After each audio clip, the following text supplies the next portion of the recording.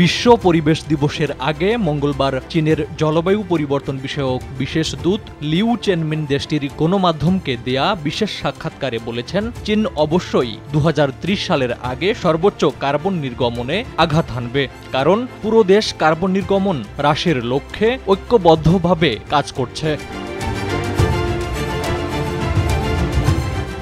Liu জোর দিয়ে বলেন, পরিবর্তিত আন্তর্জাতিক পরিস্থিতি সত্ত্বেও চীন সবুজ এবং নিম্ন কার্বন উন্নয়নের অগ্রগতিতে অবিচল রয়েছে। সক্রিয়ভাবে তারা আন্তর্জাতিক দায়িত্বগুলো পূরণ করছে। ওয়ালটন এসিতে ইনস্টলেশন একদম ফ্রি।